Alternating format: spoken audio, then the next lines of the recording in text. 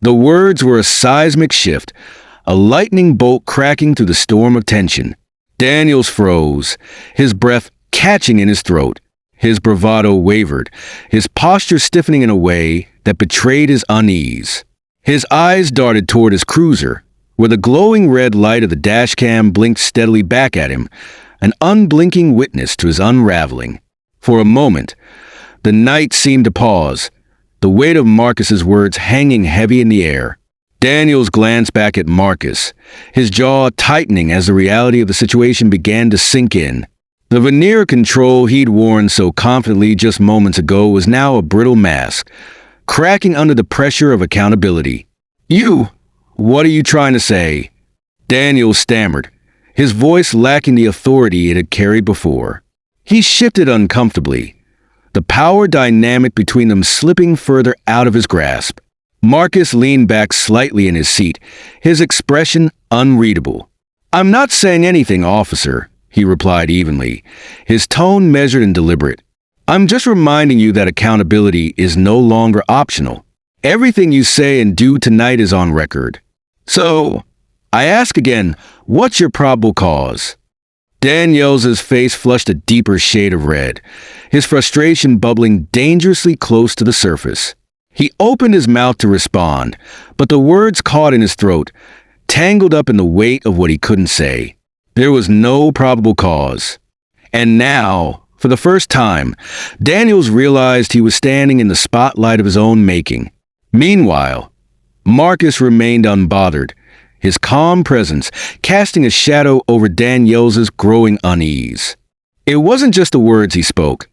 It was the way he carried himself, the quiet dignity that refused to bend under pressure. He wasn't a man who needed to shout to be heard. His presence alone was enough to command the moment. The silence that followed was deafening. The flashing lights continued their relentless dance, the hum of the idling engine filling the void. But within that silence, the balance of power had shifted completely. Daniels, once the self-assured enforcer of authority, now stood exposed, vulnerable, and uncertain in the face of a man who refused to be intimidated. And you, dear viewer, are right here in the thick of it. If you've made it this far, you know this story is just getting started. The tension, the stakes, it's all building to something big. So before we move forward, take a moment to hit that subscribe button if you haven't already. I promise, you won't want to miss what happens next.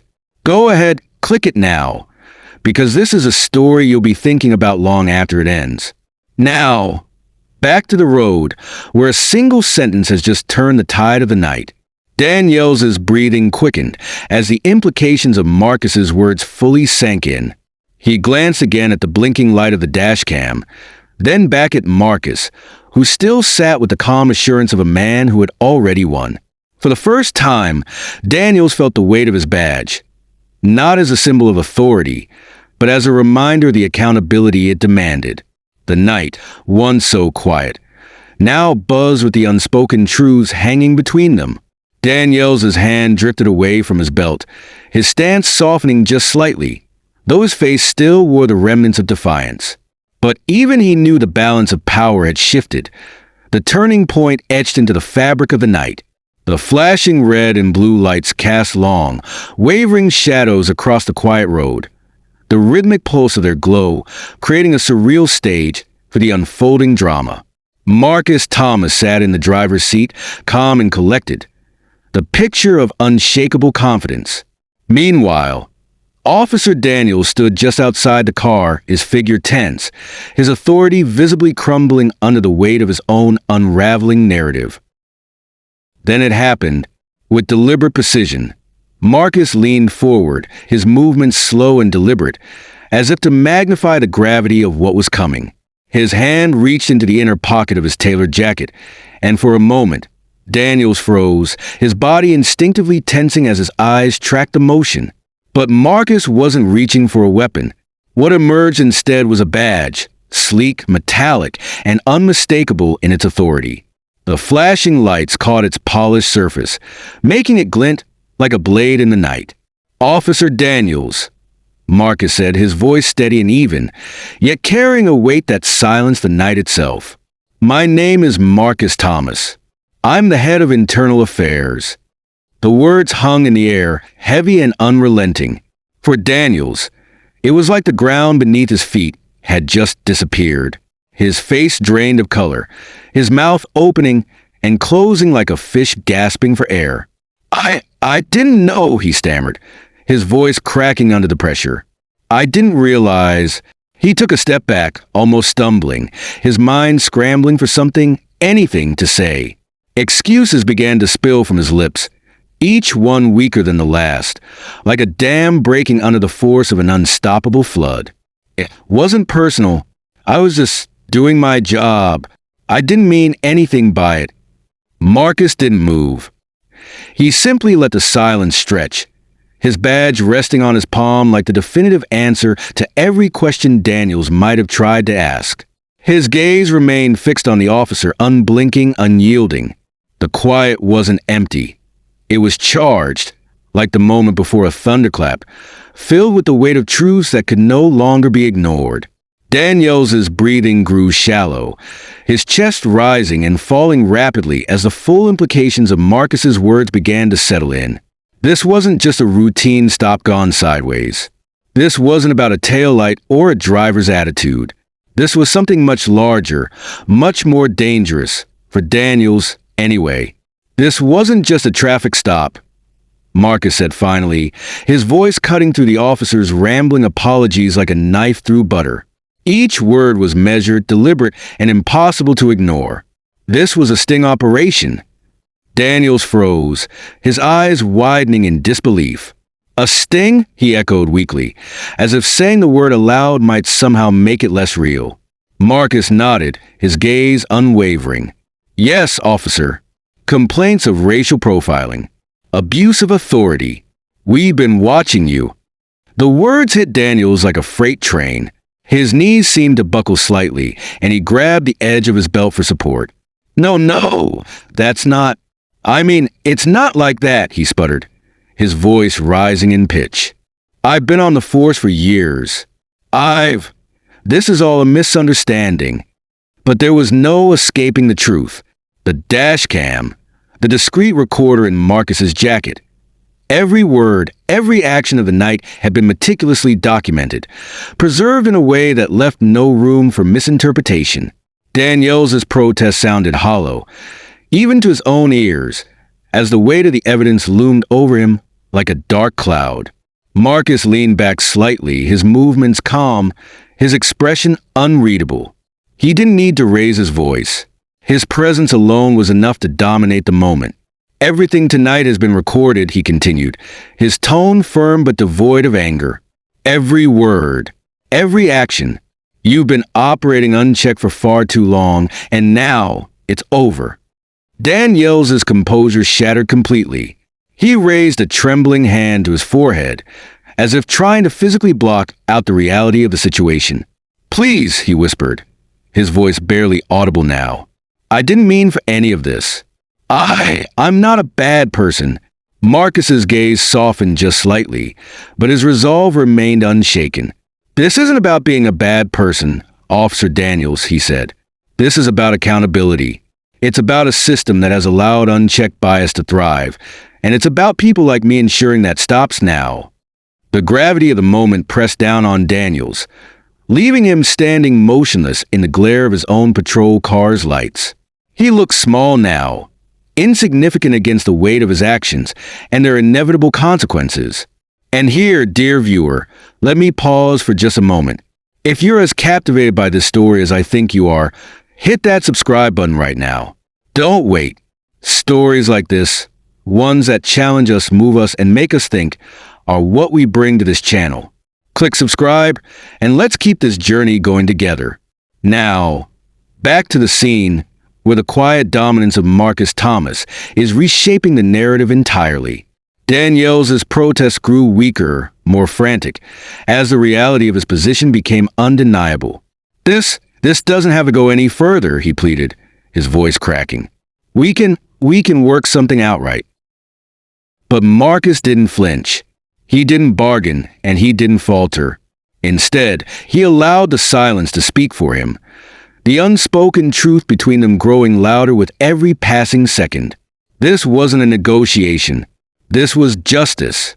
As the weight of the moment settled fully on Daniels, Marcus spoke one final time. His voice was calm, steady, and filled with the unshakable resolve of a man who knew his purpose. Your actions have consequences, Officer Daniels. And those consequences start now. The quiet stretched endlessly, heavy with the weight of the moment.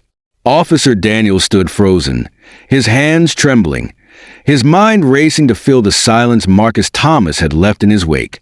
The flashing lights of the patrol cars still painted the road in intermittent bursts of red and blue, but their rhythm felt almost mocking now, a stark contrast to the oppressive stillness of the air between the two men. "This isn't who I am," Daniels finally whispered, his voice breaking like a glass dropped on concrete. The words sounded hollow, as if even he didn't believe them. His throat tightened, and he repeated himself, louder this time, though the desperation in his voice was impossible to hide. "This isn't who I am." Marcus, still seated in his car, didn't move. He didn't respond, didn't flinch, didn't even look at the man standing before him. The silence wasn't accidental. It was intentional, a deliberate space for Daniels' words to echo back at him, stripped of their flimsy defenses and laid bare for what they truly were, excuses. The seconds ticked by, each one stretching longer than the last. Marcus finally turned his head, his calm, steady gaze meeting Daniels' frantic one. "Isn't it?" he asked quietly, his tone devoid of accusation but weighted with something far heavier. Truth. Daniels' shoulders sagged under the unrelenting pressure of the question. He opened his mouth to argue, to explain, but no words came. What could he say? The recordings, the dashcam, the stark reality of his actions. All of it was laid bare. He wasn't just facing Marcus Thomas, head of internal affairs. He was facing himself, and the reflection wasn't one he could reconcile. Marcus finally leaned back in his seat, exhaling slowly, as if releasing the tension of the moment into the still night air. But his words, when they came, weren't forgiving. They were measured, deliberate, and piercing. Bias isn't always loud, Officer Daniels.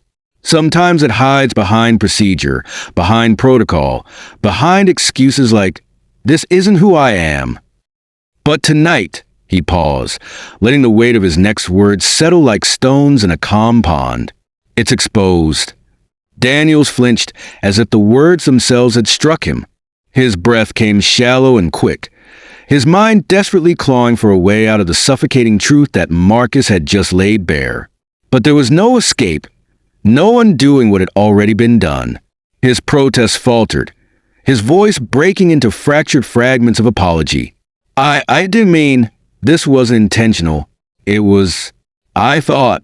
Marcus raised a hand, silencing him. The gesture wasn't aggressive, but it carried the weight of finality. "Stop," he said, his tone firm but not unkind. "Just stop. This isn't the time for excuses, Officer Daniels. This is the time for reflection." Daniels stood motionless, his hands hanging limply at his sides. The flashing lights of his patrol car illuminated his face, now etched with regret and fear. He looked less like a figure of authority and more like a man on the brink of collapse, standing under the crushing weight of his own decisions. The night, one so ordinary, now felt like a turning point of reckoning. The road was empty, the distant hum of the world drowned out by the silence between these two men. And in that silence, Marcus finally moved. With deliberate precision, he placed his badge back into the inner pocket of his jacket. The soft click of the car door unlocking broke the stillness as Marcus shifted in his seat. "You've been given a gift tonight, officer," Marcus said, his voice quieter now but no less commanding. "The gift of accountability. Not everyone gets the chance to face their actions and truly see what they're made of. What you do with that is up to you." Daniel swallowed hard, his throat dry, his lips parting as if to respond. But Marcus didn't wait. He reached for the ignition, and the engine roared softly to life, its hum filling the void left by his words. The sound was steady, constant, almost soothing, a stark contrast to the chaos that lingered in Daniels' mind.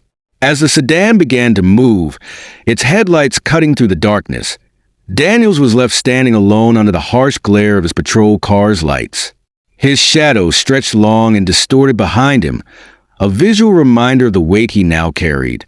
The rhythmic flash of red and blue continued its relentless pulse, casting his face in alternating shades of regret and fear. And here, dear viewer, is where the story turns inward. If you've been captivated by this journey, if you felt the tension, the emotion, the raw humanity of it all, this is a moment to hit that subscribe button. Stories like this aren't just tales to pass the time. They're mirrors that reflect who we are and who we can become. So subscribe now, and let's keep exploring these stories together. Now, back to Daniels, who remained frozen in place as Marcus's taillights disappeared into the night. For Daniels, the silence was deafening. He felt the weight of every choice he'd ever made pressing down on him, like a tidal wave. The road stretched out before him, empty and unyielding, much like the future he now faced. This wasn't just a bad night. This was a reckoning, a chance to confront the biases he had ignored for far too long. And for Marcus, the road ahead wasn't just a path home. It was a symbol of progress, of change, of the quiet determination to hold the system accountable, one encounter at a time. The engine's hum faded into the distance, leaving Daniels alone under the unrelenting lights of his own making, a man forever changed by the night he thought he controlled. The night stretched on, the open road ahead of Marcus bathed in the soft glow of his headlights. The hum of the engine was steady, a calming rhythm that seemed to mirror the measured thoughts swirling in his mind. Though he was alone in the car, his presence filled the space, his aura of quiet authority unshaken by the events that had just unfolded. And then, as if from nowhere, his voice emerged, not spoken aloud, but as a reflective voiceover, carrying the weight of the night's lessons. "Change begins with accountability," his voice said, calm yet resolute. The words were simple, but they carried the gravity of a truth that couldn't be ignored. It's not enough to expose the flaws in the system. It's not enough to document, to record, to show the world what's broken. We must confront it. We must dismantle it, piece by piece, until what's left is something better, something just. The scene shifted back to Officer Daniels, still standing by his cruiser. The flashing red and blue lights painted his figure in alternating hues of urgency and regret, casting long shadows across the empty road. His face was etched with an expression that was impossible to misread. Regret, fear, and the dawning realization of what his actions had cost, not just him, but the system he represented. He stood there, frozen, as if the weight of the moment had turned him to stone. The camera lingered on him, capturing the vulnerability he could no longer hide. His badge, once a symbol of authority, now felt like a brand, a reminder of the responsibility he had failed to uphold. His eyes, wide and darting, seemed to search for something in the distance, a lifeline, a way out, but there was none. The silence of the night, broken only by the distant hum of crickets, seemed to press down on him, forcing him to confront his own reflection. This was never just about one man. Marcus's voice continued, pulling the viewer's focus back to him. The camera shifted again, showing Marcus's calm, steady hands on the steering wheel. The road ahead stretched endlessly, a metaphor for the work still to be done. His voice carried the weight of someone who had walked this path before, someone who understood the enormity of the battle but refused to back down.